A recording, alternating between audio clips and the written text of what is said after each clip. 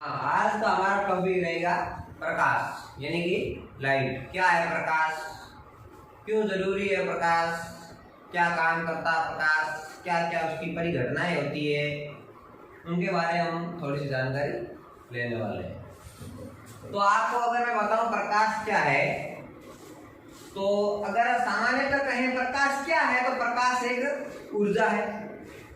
अगर परिभाषा पूछे कि प्रकाश किसे कहते हैं तो हम ये कहेंगे, वैसे प्रकाश एक ऊर्जा है। क्या है? ऊर्जा है। और उसका एक मुख्य गुण होता है कि वह हमेशा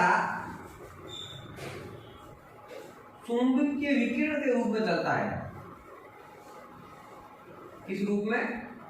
चुंबकीय विकिरण के रूप में चलता है। और प्रकाश की वजह से देखिए, परिभाषा को बताने से पहले मैं आपसे कुछ क्वेश्चन पूछना चाहता हूँ। देखिए, हम कई चीजों को देखते हैं, जैसे मेरे पास एक मार्कर है, हम ये मार्कर देख रहे हैं। अगर मैं आपसे पूछूं हम ये मार्कर किसकी वजह से देख रहे हैं, तो सीधा सा जवाब होगा हमारा, हम आंखों की वजह से इस मार्कर को देख रहे हैं। बिल्कुल सही है, आप आंखों की वजह से ही देख रहे हैं। तो अगर ये अभी हम दिन में है, अगर रात में होते तो भी हम मार्कर को देख पाते। अगर हम उस समय बल्ब ऑफ कर दें तो क्या हम मार्कर को देख पाते? नहीं देख पाते। आंखें तो हमारे उसमें भी तो है ना, मगर हम मार्कर को नहीं देख पाते। यानी कि अब आपको समझ में आ गया होगा कि किसी वस्तु को देखने के लिए प्रकाश का होना अत्यंत आवश्यक है। तो प्रकाश हमारी क्या मदद करता है? किसी वस्तु को देखने में हमारी मदद करता है। और प्रकाश, अब इन तीनों चीजों को मिलाकर हम एक अच्छी सी परिभाषा बना सकते हैं। क्या होता है प्रकाश? प्रकाश एक ऊर्जा होती है। प्रकाश हमेशा चुंबकीय विकिरणों में चलता है। प्रकाश किसी वस्तु को देखने में हमारी मदद करता है। अब प्रकाश की परिभाषा कहें तो हम यूं कहेंगे, वे चुंबकीय विकिरण ऊर्जा जो किसी वस्तु को देखने में हमारी मदद करता है या हमारी मदद करती है, उसे क्या कहते हैं? प्रकाश कहते हैं। ये परिभाषा डायरेक्ट पूछे प्रकाश क्या है तो प्रकाश एक ऊर्जा है। प्रकाश किस रूप में गति करती है, किस रूप में चलता है, किस रूप में विचरण करता है, तो आपको कहना है चुंबकीय विकिरण के रूप में। और प्रकाश किसी वस्तु को देखने में हमारी मदद करता है। अगर बात करें प्रकाश के गुणों, तो प्रकाश के अगर गुणों की बात करें, सबसे पहले बात आती है कि प्रकाश होता कैसा है। प्रकाश कैसा होता है तो मैं आपको बता दूं, प्रकाश छोटे छोटे कणों से मिलकर बना हुआ होता है। प्रकाश छोटे छोटे कणों से मिलकर बना हुआ होता है। यानी कि इसकी प्रकृति कैसी होती है? कणीय प्रकृति होती है। कैसी प्रकृति होती है? कणीय प्रकृति। और प्रकाश के कणों को क्या बोलते हैं? फोटोन बोलते हैं। क्या बोलते हैं? फोटोन। प्रकाश के ये कण क्या कहलाते हैं? फोटोन कहलाते हैं। और दूसरी बात करें प्रकृति की, ये हम बात करें प्रकाश की प्रकृति की, प्रकृति, प्रकाश की प्रकृति प्रकाश का एक मुख्य गुण है। दूसरी बात करें तो ये सारे कण हमेशा एक सीधी रेखा में गमन करते हैं। ये सारे कण हमेशा एक सीधी रेखा में गमन करते हैं और प्रकाश की इस प्रकृति को बोलते हैं तरंग प्रकृति। कैसी प्रकृति? तरंग प्रकृति। यानी प्रकाश की दो प्रकृतियां होती है, कणीय प्रकृति और तरंग प्रकृति। इसीलिए प्रकाश को द्वैत प्रकृति कहलाते हैं। यानी प्रकाश ऐसा कह सकते हैं हम, प्रकाश की द्वैत प्रकृति होती है। हम ऐसा कह सकते हैं प्रकाश की द्वैत प्रकृति होती है।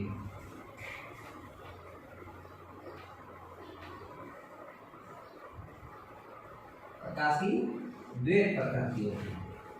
बात समझ गए होंगे द्वैत प्रकृति क्यों होती है, क्यों कहते हैं द्वैत प्रकृति? कि प्रकाश की जो प्रकृति है वो द्वैत प्रकृति इसलिए है क्योंकि प्रकाश हमेशा छोटे छोटे कणों से मिलकर बना हुआ होता है, इसलिए इसकी कणीय प्रकृति भी है। और वो सारे कण एक सीधी रेखा में गति करते हैं, सीधी सरल रेखा में गति करते हैं, यानी कि इसलिए हम ये कह सकते हैं उसकी कैसी प्रकृति है? तरंग प्रकृति है, विकिरण प्रकृति। प्रकाश की कैसी प्रकृति है? विकिरण प्रकृति है। यानी कि तरंग प्रकृति को या विकिरण प्रकृति को, ये है प्रकाश की प्रकृति। अब बात करते हैं कि अभी मैंने आपको कहा प्रकाश हमेशा एक सीधी रेखा में गति करता है, गमन करता है। यानी कि देखिए गति नहीं कह सकते हम यूं कहेंगे प्रकाश एक सीधी रेखा में क्या करता है? चलता है। और चलने से हम ये कह सकते हैं प्रकाश का वेग होता है। गति करने वालों चीजों की चाल होती है। अगर हम प्रकाश के वेग की बात करें, वेग का आप मतलब समझ गए होंगे, वेग और चाल में बहुत फर्क होता है। प्रकाश की चाल नहीं होती है, प्रकाश का वेग होता है। जो प्राकृतिक चीजें हैं और वो क्या होती है? चलती है किसी भी एक दिशा के अंदर, तो उन्हें हम क्या बोलते हैं? वेग। जो कृत्रिम चीजें हैं या जानवर हैं उनकी होती है हमेशा चाल। कृत्रिम चीजें कहें तो मोटरसाइकिल, साइकिल, और अगर जानवरों की बात करें, जंतुओं की बात करें तो जैसे गाय है, बकरी है, कुत्ता है, मनुष्य है, ये इनकी सब क्या है? चाल। क्या है? चाल। और वेग होता है जल का वेग, पवन का वेग, इसी प्रकार प्रकाश का वेग। अगर बात करें प्रकाश के वेग की तो प्रकाश का वेग अगर किसी, देखिए वेग अलग अलग होता है, उसका जो माध्यम क्या है उस माध्यम के अनुसार प्रकाश का वेग अलग अलग है। अगर प्रकाश जल में जा रहा है, पानी के अंदर से होता हुआ गुजर रहा है, तो प्रकाश का वेग भिन्न होता है। अगर प्रकाश किसी बिना माध्यम से, यानी उसका कोई माध्यम नहीं होता, जिसको बोलते हैं निर्वात। क्या बोलते हैं? निर्वात बोले तो वहाँ कोई माध्यम नहीं है, न तो वहाँ हवा है, न पानी है, न कहाँ से, कोई माध्यम नहीं है। बिना माध्यम से अगर प्रकाश वेग करे यानी गति करे, वेग प्रकाश जा रहा है, तो उस समय निर्वात में प्रकाश का जो वेग होता है वो होता है 3 × 10⁸ मीटर प्रति सेकेंड। यानी 1 सेकेंड के अंदर प्रकाश इतनी मीटर दूरी तय कर लेता है। आपको ऐसा नहीं समझ में आ रहा तो आप ये ऐसे कन्वर्ट कीजिए, इस मीटर को किलोमीटर में कन्वर्ट कीजिए, यानी कि 3 × 10⁵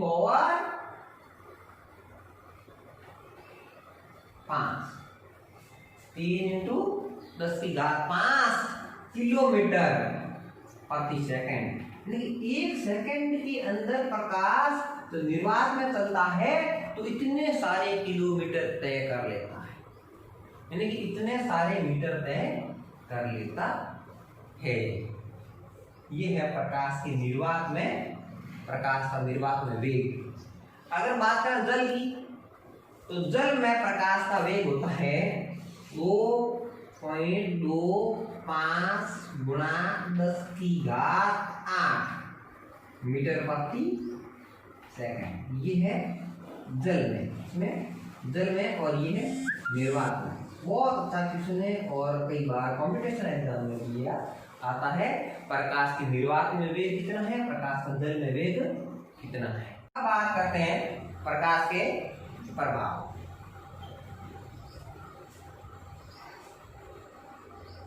देखिए, प्रकाश हमें बहुत प्रभावित करता है, इस प्रकृति की बहुत सारी चीजों को प्रभावित करता है। एक प्रकाश अच्छा सा गुण है, उसके बारे में भी बताना भूल गया, वो है प्रकाश का रंग। प्रकाश का रंग, प्रकाश बहुत सारे रंगों से मिलकर बना हुआ होता है, यानी कि 7 प्रमुख रंगों से मिलकर प्रकाश बना हुआ होता है। बैंगनी, नीला, आसमानी, हरा, पीला, नारंगी और लाल, ये प्रकाश के अंदर प्रमुख 7 कलर है, 7 रंग है। प्रकाश इन तमाम रंगों से मिलकर बना हुआ होता है और इन्हीं की वजह से कोई वस्तु हमें कलरफुल नजर आती है, यानी कि रंग युक्त नजर आती है। यानी कि अगर बात करूं मैं, हमें ये दृश्य कैसा नजर आ रहा है, बैंगनी नजर आ रहा है, कुछ बैंगनी नजर आ रहा है, यानी कि ये अगर हमें बैंगनी नजर आ रहा है तो इन्हीं की वजह से आ रहा है, प्रकाश के रंगों की वजह से आ रहा है, प्रकाश के इस प्रमुख गुण की वजह से नजर आ रहा है। मैं आपको ये चीज भी बता दूं कि कोई वस्तु हमें किसी रंग में कैसे नजर आती है, उसके बारे में मैं आपको थोड़ी जानकारी दे देता हूं। यानी कि अगर हमें कोई वस्तु रंग में दिखाई दे रही है, कोई वस्तु रंगीन दिखाई दे रही है, अगर हम डस्टर की बात कर रहे हैं, हम डस्टर में बैंगनी दिखाई दे रहा है, तो यानी कि इस डस्टर द्वारा ये बाकी जितने अच्छे कलर थे ना, ये सारे के सारे कलर अवशोषित हो गए। यानी कि इसको मुझे प्रकाश पड़ा, ये प्रकाश आया तो इसकी सतह द्वारा इन सभी रंगों को क्या कर लिया गया, अवशोषित कर लिया। अब इन सारे रंगों को इसने अवशोषित कर लिया, पीछे क्या रहा, बैंगनी, यानी कि जो इसकी सतह है, इसकी सतह है, ये इस बैंगनी कलर को अवशोषित नहीं कर पा रही है। जब नहीं कर पा रही है तो ये क्या होगा, प्रकाश आया, बाकी से कलर तो अवशोषित हो गए और एक कलर वापस क्या हो गया, परावर्तित हो गया, अवशोषित नहीं कर पाया। तब देखिए क्या हो रहा है, हमें ये वस्तु कैसी नजर आ रही है, बैंगनी। यानी कि किसी वस्तु का रंग दिखने का कारण क्या है, प्रकाश के रंगों का अवशोषण। यानी कि अगर हमें कोई वस्तु हरी दिखाई दे रही है, पेड़ों की पत्तियां हरी दिखाई दे रही है, यानी कि पत्तियों की सतह द्वारा बाकी तमाम रंगों को अवशोषित कर लिया गया है और हरे रंग को अवशोषित नहीं कर पा रही है, इसलिए हरा रंग परावर्तित हो गया है और फैल गया है और हमें वो पत्ती कैसी दिखाई दे रही है, हरे रंग की दिखाई दे रही है। बात करें आम की, अभी गर्मियों का मौसम है, हम आम खाते हैं। अगर बात करें आम का रंग पीला है, यानी कि कारण क्या है, जो आम की जो सतह है वो आम की सतह बाकी तमाम रंगों को अवशोषित कर लेती है, मगर पीले रंग को वो अवशोषित नहीं कर पाती है, इसलिए हमें आम कैसे कलर के दिखाई देती है, पीले कलर के, यानी कि येलो कलर। इसी प्रकार एक आपको इन्हीं के साथ अच्छा टॉपिक बताने वाला हूँ, अच्छी चीज बताने वाला हूँ। कोई चीज हमें सफेद दिखाई दे रही है और इनमें से सफेद रंग तो है ही नहीं, तो वो वस्तु हमें सफेद कैसे दिखाई दे रही है, और कोई वस्तु हमें काली दिखाई देती है और काला रंग भी में नहीं है, तो वो क्या कारण है, इसके पीछे बहुत अच्छा लॉजिक है। यानी कि कभी कभी प्रकाश क्या करता है, कोई वस्तु क्या करती है, प्रकाश के तमाम रंगों को एक साथ अवशोषित कर लेती है और किसी कलर को पीछे नहीं छोड़ती है, यानी कि वो वस्तु में कैसे कलर की दिखने वाली है, काले कलर की दिखने वाली है, काली दिखेगी। जैसे मैं टेस्ट के नीचे वाले पार्ट की बात करूं, ये हमें कैसा दिखाई दे रहा है, काला दिखाई दे रहा है। क्यों दिखाई दे रहा है? क्योंकि जो भी प्रकाश इसके ऊपर आया, आपतित हुआ, उस प्रकाश के सभी रंगों को, साथ के साथ रंगों को इस भाग ने क्या कर लिया, अवशोषित कर लिया, किसी कलर को पीछे नहीं छोड़ा। तो हमें ये कैसा दिखाई देने लगा, काला। अगर ये एक आध कलर को पीछे छोड़ देता, मान लो अगर वो यहाँ आसमानी कलर को पीछे छोड़ देता, तो हमें ये कैसा दिखने लग जाता ऑटोमेटिक। अब बात करें सफेद रंग की, यानी कि कोई वस्तु हमें सफेद क्यों दिखाई देती है, यानी कि होता क्या है, प्रकाश की किरण जो इसके ऊपर आती है और ये स्पष्ट मना कर देती है, भाई मुझे कोई अवशोषण नहीं करना, किसी भी कलर को अवशोषित नहीं कर पाती है, सारे रंगों को वापस भेज देती है। तो हमें ये वस्तु कैसी दिखाई देती है, सफेद। बहुत बड़ा डिफरेंट है। काली तो सारे रंगों को एक साथ में अवशोषित करती है, किसी को पीछे नहीं छोड़ती है, और जो सफेद है वो क्या करती है, किसी भी कलर को अवशोषित नहीं कर पाती है, सारे कलर को छोड़ देती है, यानी कि वो वस्तु हमें कैसी दिखाई देती है।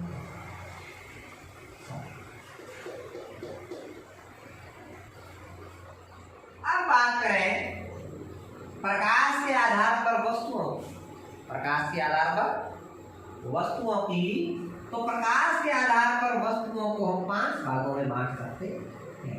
कितने भागों में? 5 भागों में। एक होती है परदीप्त और एक होती है अप्रदीप्त, इसको अदीप्त।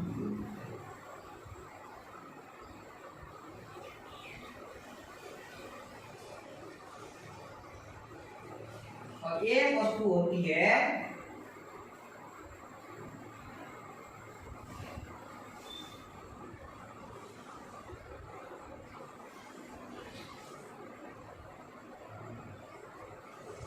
पारदर्शी, अपारदर्शी,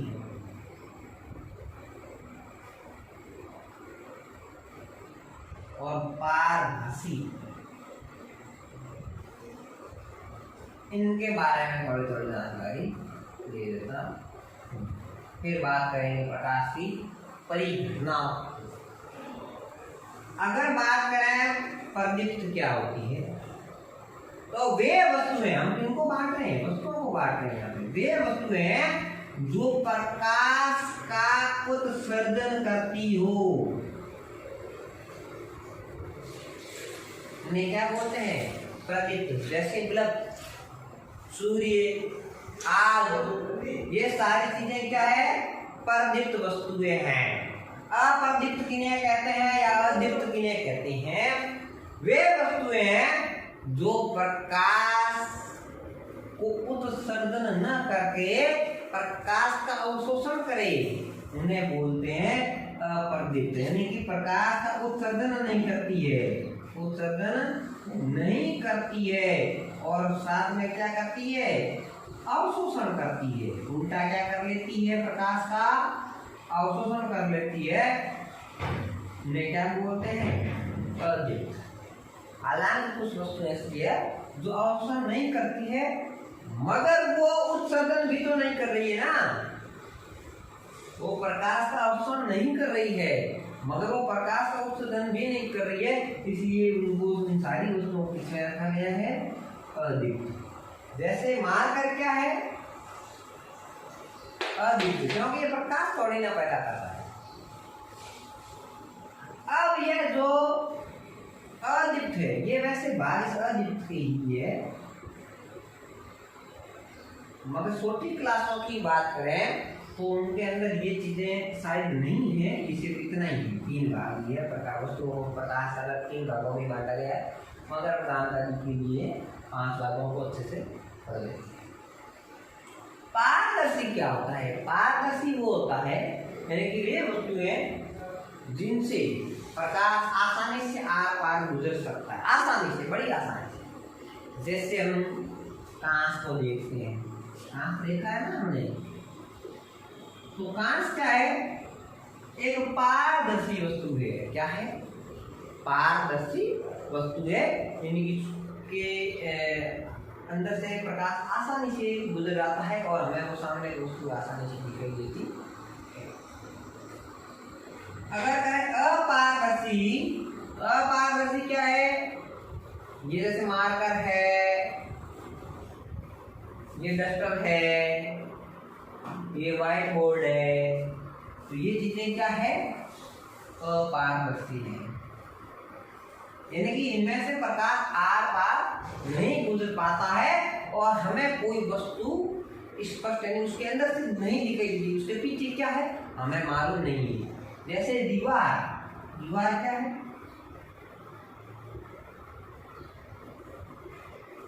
अपारदर्शी है, ये दीवार है, इसके सामने से आगे क्या है इसको आर पार क्या देख पा रहे हैं?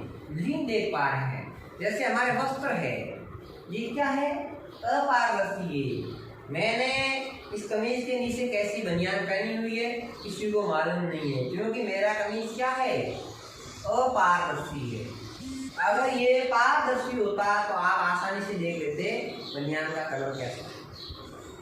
इसी प्रकार अगर बात करें पारभासी की, तो पारभासी वे वस्तुएं हैं जिनसे प्रकाश बड़ी मुश्किल से आर पार होता हो और सामने की वस्तु हमें स्पष्ट नहीं दिखाई देती हो, मगर वस्तु के होने का आभास होता हो कि हाँ कि कोई आ रहा है या कोई जा रहा है, थोड़ा थोड़ा आभास हो रहा है, मगर वस्तु नहीं दिखाई दे रही कौन है आगे क्या है, यानी कि प्रकाश थोड़ा थोड़ा पार हो रहा है, उसको पारभासी कहते हैं। जैसे उदाहरण की बात करें तो तेल लगा हुआ कागज,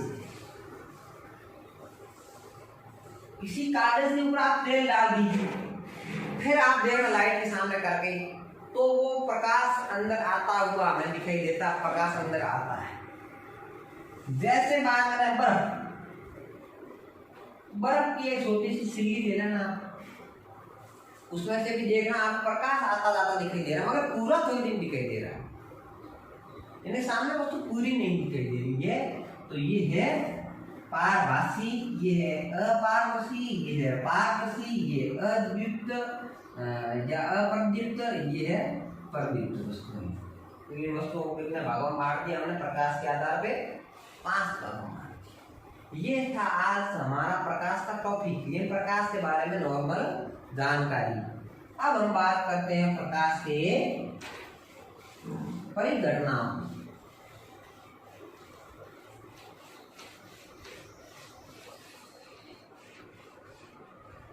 अगर बात करें प्रकाश की परिघटनाओं की, तो प्रकाश के तलने से बहुत सारी परिघटनाएं उत्पन्न होती है, बहुत सारी घटनाएं घटित होती है, मगर उनमें से कुछ घटनाएं बड़ी महत्वपूर्ण है और हम उन घटनाओं के बारे में पढ़ने वाले हैं।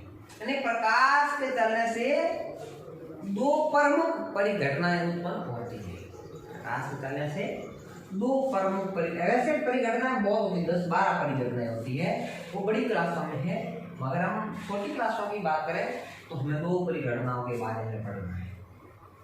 एक था प्रकाश का परावर्तन और एक होता है प्रकाश का अपवर्तन। मैं आपको इन दोनों के बारे में, इन दोनों परिघटनाओं के बारे में बताने वाला हूँ, इन दोनों के बारे में आपको अवगत करवाने वाला हूँ।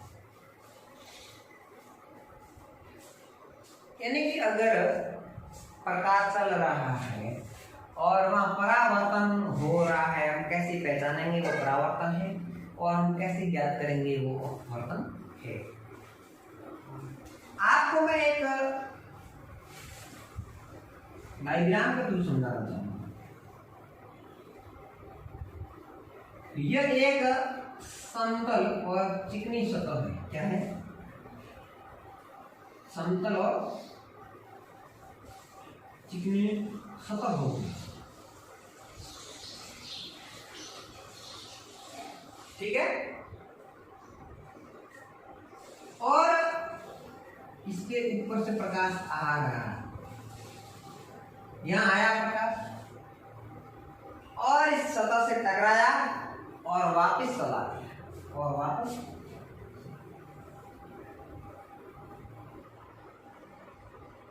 यानी कि प्रकाश, ये जो आगे का भाग है ना, आगे जो वस्तु है, मान लो ये कोई भी वस्तु है, ये हमारा ब्लैक व्हाइट बोर्ड क्यों ना हो, यहाँ प्रकाश आ रहा है, टकराया वापस चला गया, यानी कि इस बोर्ड को आर पार तो नहीं कर पा रहा है ना, आर पार नहीं कर रहा है। यानी कि हम किनकी बात कर रहे हैं यहाँ, अपारदर्शी वस्तुओं की।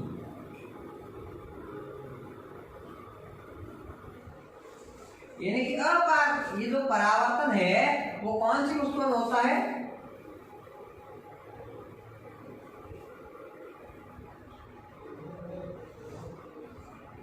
अपारदर्शी। ऐसी वस्तुएं होनी चाहिए अपारदर्शी, यानी कि यह अपारदर्शी वस्तु है, मगर इसकी सतह जो है वो बहुत ही क्या है, समतल और चिकनी है, और प्रकाश यहाँ से आया, यहाँ टकराया और यहाँ से होता हुआ वापस इधर चला गया। ये है प्रकाश का परावर्तन। क्या है, प्रकाश का परावर्तन। यानी ये जो प्रकाश की किरण है, इनको ये आकर पड़ रही है ना, इसके ऊपर आ रही है, इसके ऊपर पड़ रही है, इसके ऊपर पड़ रही है, सतह के ऊपर पड़ रही है, तो इनको हम बोलते हैं आपतित। पतित संस्कृत में पत को पढ़ना बोलते हैं, कोई चीज गिरती है ना उसको पत बोलते हैं, तो ये भी गिर रही है ना, इसको पत बोलते हैं। क्या बोल दिया, आपतित किरण। कैसी किरण, आपतित, यानी यहाँ आके गिर गई। यहाँ गिरने के बाद जब प्रकाश की किरण वापस टकरा के दिशा चेंज की और निकल गई, तो देखिए यहाँ टकराना और दिशा चेंज करके निकलना ही तो परावर्तन है, इसलिए इसको क्या बोलते हैं, परावर्तित किरण। कैसी किरण, परावर्तित किरण। यानी कि ये आपतित किरण है और ये परावर्तित किरण है। और ये जो हमारी सतह है बहुत काम की चीज है, बहुत ही अच्छी और काम की चीज है। ये जो हमारी सतह है, इस सतह के साथ में, इस सतह के साथ में ये कैसी सतह है, एकदम समतल और चिकनी। ये चीज मैंने आपको पहले ही कही थी, समतल है। समतल यानी कि बोले तो इस सतह के ऊपर कितने डिग्री कोण है, 180 डिग्री का कोण है। अब मान लो 180 डिग्री कोण है, इसको दो भागों में डिवाइड करेंगे, कितने भाग बनेंगे, दो, एक 90 डिग्री का इधर और एक इधर 90 डिग्री का। तो किसी समतल सतह के ऊपर, अब देखिए जो 90 डिग्री के कोण बनाती है नीचे की जो ये समतल सतह है, इसके साथ में अगर कोई भी वस्तु या कोई भी लंब अगर 90 डिग्री के कोण बनाते हैं, उसको बोलते हैं अभिलंब। क्या बोलते हैं, अभिलंब। तो यानी कि इसको क्या कहेंगे, यहाँ जो 90 डिग्री का जो भाग है इसको क्या बोलेंगे, अभिलंब। क्या बोलेंगे, अभिलंब। ये हो गया अभिलंब। ये अभिलंब है, यानी कि इस वस्तु की सतह और इसके साथ में अभिलंब के साथ कितने डिग्री कोण है, 90 डिग्री कोण है। कितने डिग्री कोण है, 90 डिग्री। ये है हमारा अभिलंब।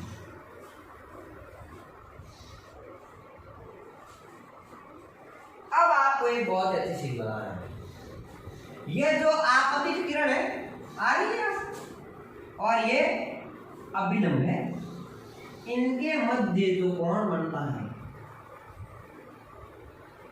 इनको बोलते हैं, ये आपतित किरण है तो इसको बोलते हैं आपतन कोण। कैसा कोण, आपतन कोण। और यहाँ से ये किरण वापस निकल रही है, निकलते वक्त भी ये अभिलंब और परावर्तित किरण के मध्य कोण बना रही है, इस कोण को बोलते हैं परावर्तन कोण। कैसा कोण, परावर्तन। अगर किसी वस्तु के साथ प्रकाश का परावर्तन हो रहा है तो वहां सदैव एक स्पष्ट नियम बनता है, और वो है आपतन कोण और परावर्तन कोण हमेशा बराबर होते हैं। ये प्रकाश के परावर्तन का प्रमुख गुण और नियम है। यानी कि प्रकाश का जो परावर्तन होता है तो आपतन कोण इसके बराबर होता है परावर्तन कोण के बराबर।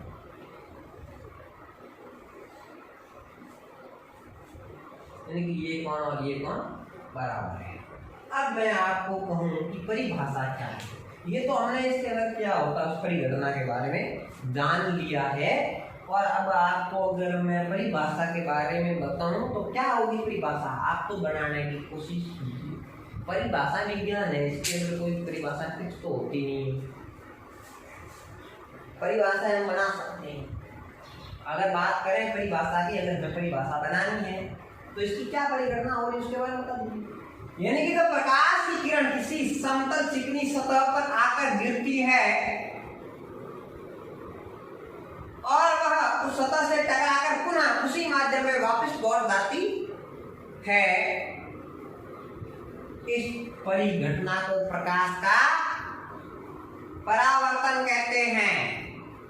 यानी कि प्रकाश की कोई किरण किसी समतल चिकनी सतह पर आकर टकराने के दौरान उसी माध्यम में वापस लौट जाती है, इस परिघटना को क्या बोलते हैं, प्रकाश का परावर्तन। क्या बोलते हैं, प्रकाश का परावर्तन। आपको बोल दिया प्रकाश के परावर्तन की खासियत क्या है, तो प्रकाश का आपतन कोण और प्रकाश का परावर्तन कोण, यानी किरण का आपतन कोण और परावर्तन कोण हमेशा बराबर होते हैं। अब आपको मालूम है ना आपतन कोण कौन सा है, इस अभिलंब और आपतित किरण के मध्य बनने वाला कोण आपतन कोण है, और अभिलंब तथा परावर्तित किरण के बीच में बनने वाला कोण परावर्तन कोण है। यह है प्रकाश का परावर्तन। अब आप समझ गए होंगे। अगर आपको मैं थोड़ी सी जानकारी दर्पण के बारे में दूं तो ये दर्पण है वो भी प्रकाश के परावर्तन के ऊपर निर्भर करता है। दर्पण के अंदर जितनी भी प्रक्रियाएं होती है, हम दर्पण के बारे में बहुत कुछ पढ़ते हैं। दर्पण की सहायता से बहुत सारी चीजों का हम ज्ञान लेते हैं, तो वो भी सारा क्या है, प्रकाश का परावर्तन है। अभी हम बात करेंगे अपवर्तन के बारे में। मैं आपको दर्पण और लेंस के बारे में अच्छी सी जानकारी दूंगा अगले वीडियो में। अब मैं आपको अपवर्तन के बारे में थोड़ी सी जानकारी दे देता हूँ। प्रकाश का परावर्तन ये है, तो अपवर्तन क्या है, और इतनी जानकारी देने वाला हूँ आज। अपवर्तन क्या है, इसी डायग्राम के अंदर आप देखिए, अगर ये प्रकाश की किरण यहाँ टकराती और वापस नहीं मुड़ती और अगर सीधी चली जाती तो क्या होता, यानी कि ये कोई सतह है। देखिए परावर्तन में तो वस्तु कैसी थी, यहाँ पे तो पारदर्शी, और यहाँ पे अपवर्तन में यह वस्तु कैसी होगी, पारदर्शी। कैसी वस्तु होगी,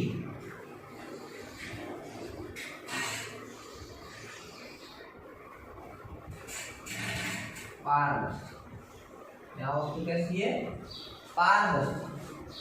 यानी कि प्रकाश की कोई किरण एक पारदर्शी वस्तु के ऊपर आके गिरती है।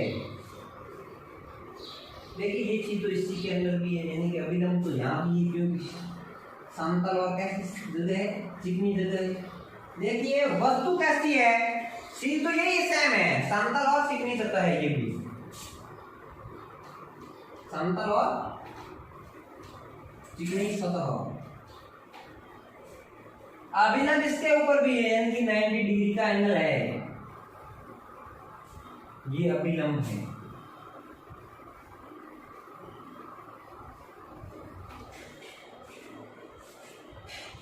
फर्क इतना है, यहां वस्तु कैसी थी, ये नीचे वाली अपारदर्शी थी, जैसे हमारा बोर्ड अपारदर्शी, हर बात नहीं देख। यहां वस्तु कैसी है, पारदर्शी है। कैसी है, पारदर्शी। यानी कि ऊपर वाला भाग पारदर्शी है ही, ऊपर वाला भाग पारदर्शी है। क्यों पारदर्शी है, क्योंकि वायु सॉरी इसके अंदर से प्रकाश आराम से गति कर रहा है, और ये वाला भाग ये भी पारदर्शी हो गया। अब जब दो पारदर्शी भाग आप पास पास में आते हैं तो हम उसको दो भागों में डिवाइड करते हैं, उनको माध्यम नाम देते हैं। क्या देते हैं, माध्यम। यानी प्रकाश के जाने का माध्यम। ये कैसा माध्यम है और ये कैसा माध्यम है। और माध्यम की बात करें तो माध्यमों को कितने भागों में बांटा गया है, दो। कितने भागों में, दो। एक होता है सघन और एक होता है विरल। इनके बारे में थोड़ी सी जानकारी देता हूं आपको। सघन माध्यम क्या होता है, यानी कि प्रकाश की गति करने का वो माध्यम जो इसकी अपेक्षा, यानी दूसरे माध्यम की अपेक्षा उसका घनत्व तो ज्यादा हो, इसकी तुलना हो रही है इसके साथ, और इसकी तुलना इसके साथ में हो रही है। यानी कि प्रकाश का वह माध्यम जो दूसरे माध्यम से, अगर हम बात करें इस ऊपर वाले माध्यम की, तो ऊपर वाले माध्यम की क्या परिभाषा बनेगी कि प्रकाश का वह माध्यम जो दूसरे माध्यम की अपेक्षा घनत्व तो ज्यादा रखता हो। यानी कि प्रकाश का ऐसा माध्यम जिसका घनत्व तो दूसरे माध्यम की अपेक्षा ज्यादा है, वो तो वह सघन, घन मतलब घनाहार, ज्यादा सघन माध्यम। और विरल की बात करें तो विरल उसका उल्टा हो जाएगा। प्रकाश का वह माध्यम जो दूसरे माध्यम की क्या है, दूसरे माध्यम की अपेक्षा उसका घनत्व कम है, यानी कि इसकी अपेक्षा अगर इसका घनत्व कम है तो ये हो गया प्रकाश का विरल माध्यम। यानी कि ये सरल सघन भी हो सकता है और विरल भी हो सकता है। अगर देखिए अब मैं उदाहरण दे देता हूँ। सघन माध्यम बात करें, जल एक सघन माध्यम है, कांच एक सघन माध्यम है। किसकी अपेक्षा, वायु की अपेक्षा, वायु की और कांच जल की तुलना कर रहे हैं तो जल सघन माध्यम है और वायु विरल माध्यम है। कांच की और वायु की तुलना कर रहे हैं तो कांच क्या है, सघन माध्यम है और वायु विरल माध्यम है। अगर बात करें जल और कांच दोनों की, अब सघन कौन हुआ, जल, कांच कैसा है, विरल माध्यम। अब आप माध्यम के बारे में समझते होंगे। तो अगर ये एक विरल माध्यम है, कैसा माध्यम है, विरल, और मान लीजिए ये सघन माध्यम है, माध्यम से कोई फर्क नहीं पड़ता था, ऊपर वाले नीचे वाले को ऊपर रखो। आप समझ में अच्छे तरीके से आने के लिए विरल माध्यम को आपने ऊपर रखने की कोशिश। अब आप मेरे को बताइए, ऊपर वाले के अंदर ये अभिलंब है तो नीचे वाले के लिए भी ऐसा अभिलंब होगा, नीचे वाला माध्यम का। मान लीजिए कांच है, इन सघन माध्यम है, ये वायु है और ये क्या है, कांच है, जल है, कुछ भी है। तो ये क्या है, ये भी अभिलंब है, ये भी अभिलंब है। यानी कि इसको अपन सीधा मान ले क्या आएगा, अभिलंब। और ये सतह है और सतह के साथ में कितने डिग्री कोण बना रहा है, 90 डिग्री। और यहां से कोई प्रकाश की किरण आई है, यहाँ पे प्रकाश की किरण आ रही है और इस सतह से टकरा रही है। टकराने के बाद में इसकी ये सीधी नहीं जा पाए, जाने तो यूं चाहिए थी मगर ये सीधी नहीं जा पा रही है। ये क्या करेगी, अंदर जाएगी तब अभिलंब की और मुड़ जाएगी। क्या हो जाएगी, अभिलंब की और मुड़ जाएगी।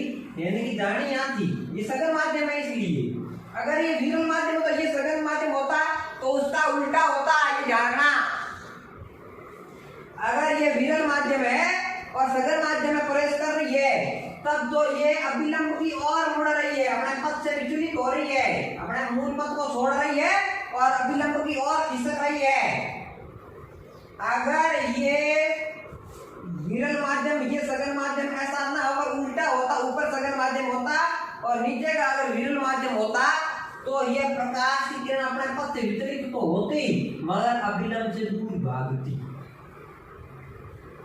यानी कि ये है प्रकाश का अपवर्तन। ये कैसी किरण है? आपतन किरण, आपतित किरण। कैसी किरण है? आपतित किरण। और ये है अपवर्तित किरण। कैसी किरण है? अपवर्तित किरण है। यहाँ अपवर्तन हो रहा है और फिर आगे जा रही है। ये कैसी किरण हो गई? अपवर्तित किरण हो गई। और इसी प्रकार ये कैसा कोण हो गया? आपतन कोण। और ये यहाँ जो अभिलंब के साथ बन रहा है ये कैसा कोण है? अपवर्तन कोण। और इसकी खासियत थी, ये किसकी खासियत थी? परावर्तन की। और इसकी खासियत क्या बनेगी? आपको दिमाग लगा लिया होगा कि कभी भी अपवर्तन में कभी भी आपतन कोण और अपवर्तन कोण बराबर नहीं हो सकते।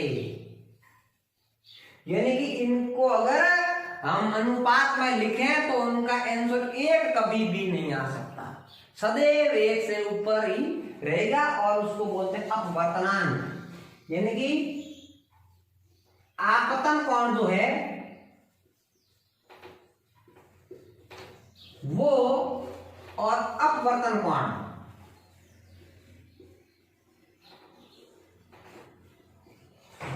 ये कभी भी बराबर नहीं हो सकते। क्यों बराबर होने का मान भाई देखो जरिए ही नहीं, बराबर कैसे हो सकता है? यहाँ अगर इसके बराबर होता, ये किरण यहाँ आती भी आती तब बराबर होता ये और ये तो कम हो रहा है ना। यानी कि अपवर्तन कोण क्या है? यहाँ कम हो रहा है। अब अपवर्तन कोण कम हो रहा है तो क्या ये बराबर है? नहीं है। एक से तो ज्यादा ही, कहने का मतलब इनका जो अनुपात है वो ज्यादा है। क्यों? क्योंकि इसका जो मान है इससे इसका मान सदैव कम होगा।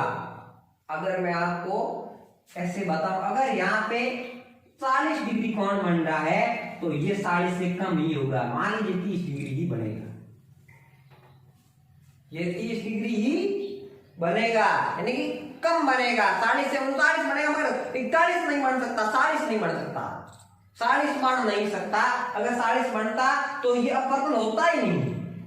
अपवर्तन की खासियत ये है कि आपतित किरण और अभिलंब के मध्य बनने वाला आपतन कोण तथा अपवर्तन कोण कभी इक्वल नहीं होते, कभी बराबर नहीं होते हैं। ये सबसे बड़ी खासियत है अपवर्तन की और परावर्तन की। ये खासियत है आपतन कोण और परावर्तन कोण सदैव बराबर रहते हैं। यानी कि इनका मान कभी भी बराबर नहीं हो सकता, हमेशा एक से ज्यादा होगा। ज्यादा अगर बराबर होता ऊपर 40 40 के अंदर 40 का भाग 1 हो जाता, बराबर होता 1 हो जाता, इनके बराबर होता, यानी कि 1 से ज्यादा आएगा कम। यहाँ ऊपर 40 है, यहाँ 30 होता तो ज्यादा ही होता ना, 30 का भाग 40 के अंदर जा रहा है। यानी कि 1 से हमेशा ये मान ज्यादा रहता है। और इस चीज को क्या बोलते हैं? अपवर्तनांक। क्या बोलते हैं? अपवर्तनांक। जल का अपवर्तनांक, कांच का अपवर्तनांक। यानी कि अगर कोई प्रकाश की किरण ऊपर निर्वात में चल रही है, अगर वो फिर जल में प्रवेश कर रही है तो उसका अपवर्तनांक बनेगा। क्योंकि जल एक निर्वात एक अलग माध्यम है प्रकाश का और जल एक अलग माध्यम है। जो निर्वात से जल के अंदर आएगी तो प्रकाश की किरण अभिलंब की ओर मुड़ जाएगी और ये कोण छोटा हो जाएगा और इसी की वजह से क्या हो जाएगा? यहाँ अपवर्तनांक उत्पन्न हो जाएगा। यानी कि अगर आप पूछे अपवर्तनांक क्या है तो आप ये कहेंगे आपतन कोण तथा अपवर्तन कोण के अनुपात को अपवर्तनांक कहते हैं। इतना समझ गए होंगे आप? और इसके अलावा भी मैंने आपको कहा था प्रकाश की बहुत सारी परिघटनाएं होती है, मगर हमने आज परावर्तन अपवर्तन दो प्रमुख परिघटनाओं के बारे में जानकारी ली। अगले वीडियो में मैं आपको प्रकाश की अन्य परिघटनाओं के बारे में तथा दर्पण और लेंस के बारे में भी बताऊंगा।